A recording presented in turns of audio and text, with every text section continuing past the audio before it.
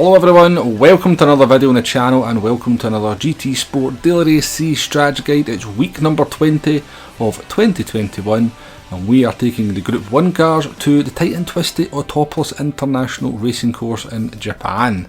So here is the settings for this one. We have 12 laps to negotiate, fuel consumption at times 2, tyre wear at times 6. And thankfully the saving grace for this one is the fact we have the racing soft and the racing medium tyres available. So last time we visited this circuit in the Group 1 cars, it was, in my opinion, one of the worst daily race Cs we've had, certainly since I have been doing YouTube. We just had the hard tyres on that occasion. That was very much the problem. It's a very tight and twisty circuit to overtake on. Dirty air is a bit of a problem. This week I think it will be slightly better than last time. With those soft and medium tyres available, there is the scope for strategy there. I'm 100% certain that both tyres are going to be mandatory after the little span in the works that PD threw at us with the Group 4 race round the Nordschleife, just having those hard tyres mandatory. I can't say 100%, I should really correct myself. I'm 99.9% sure that both the soft and the mediums are going to be mandatory this time, and that is going to be absolutely vital to make this race palatable. So we have headed out here in the Group 1 Toyota TS050, the modern day LMP1 hybrid from Toyota, one of 3 modern day LMP1 hybrids in the game. And I'm fairly certain this track is going to be hybrid dominated. There's at least 4 areas on the track where that hybrid is going to be beneficial, and there really isn't any great sort of long straights on this track to allow those Group 1 cars with very high top speeds to take advantage. So pretty sure it will be the hybrids. I have taken a look at 3 of them. The one we haven't looked at is the TS050 from Toyota. It doesn't generally tend to be that competitive, so I do think it will just be among the 3 modern day LMP1s. First order of business, as always, is to try and work out how long these soft tyres are going to last. So times 6 tyre wear, but it is Autopolis, it is pretty hard on the tyres. I had done some running on the medium tyres prior to going out. The lap times we were kind of getting there were 1:32.4, so the crossover lap time I was looking for on my soft tyres was a 1:32.2. Once we kind of started to get into that kind of lap time, I knew it was time to be considering those mediums. And all the way up until lap 6, everything was absolutely fine. We were setting some nice lap times. We were about to get a warning shot across the bow as our Toyota struggles to get out the first of the hairpins. The hybrid kicked in, threw the car off to the left hand side of the track. The front tyres didn't have the grip to compensate, and we went off the track. Cost us around about 8 tenths, and also picked up a half-second penalty into the bargain. So that was definitely the first warning shot that our soft tyres were beginning to give up. However, we persevered with them, and so that lap 6 there was a 1:32.5. We went round again, it was a 1:32.6. So you should be thinking that's well beyond our target lap time. It's time to come in these soft tyres and get those mediums on. But lap number 8 here, we're actually going to do a 1:32.2, which is right on that crossover point. So with a little bit of nursing and kind of adjusting the way you drive, you can still get some life from these soft tyres all the way up to lap number 8. However, that certainly seemed to be the sort of extent of the soft tyres. I didn't really want to go any further, so coming to the end of lap number 9, we are going to come in and we can change the tyres and get a look at that pit loss and fuel. So into the Autopolis pit lane. First time I think we've been at Autopolis International since the change to the pit losses. Now Group 1 does tend to be shorter than the likes of Group 3 and Group 4. So when it's all said and done, when the 4 wheels and tyres have been changed in the Group 1 cars, you lose around about 17.3 seconds.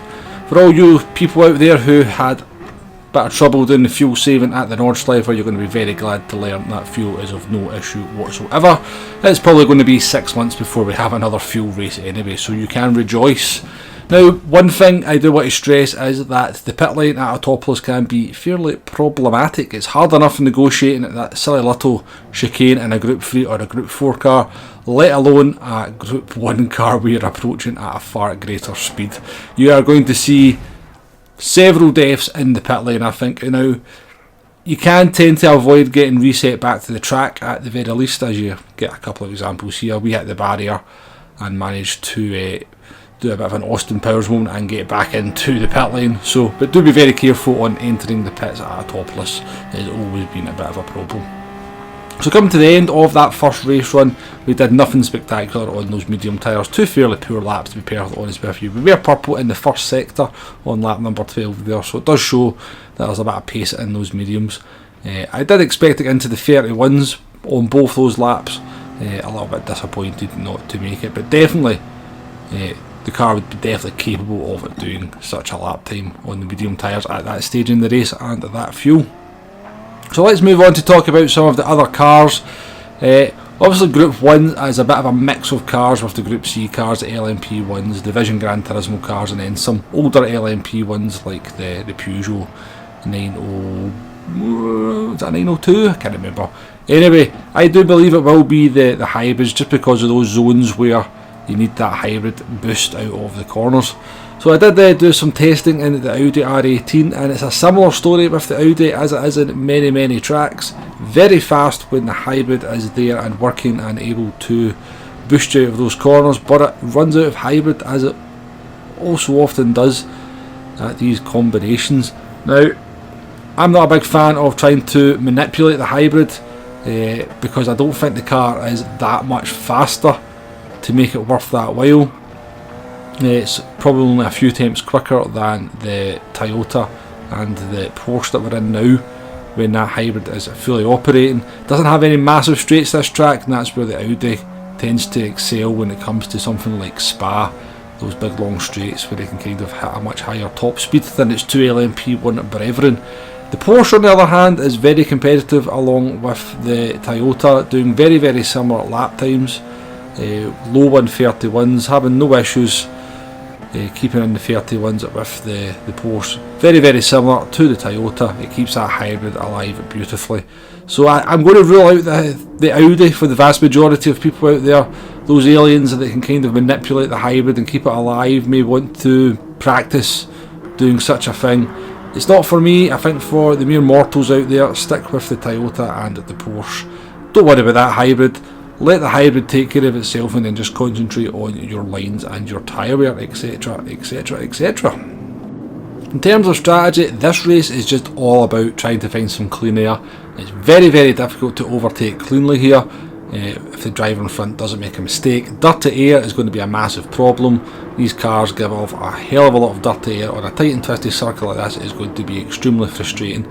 So the best strategy for this one is really just whatever strategy you can muster that's going to give you some clean air to be able to kind of use your tyres to their best potential.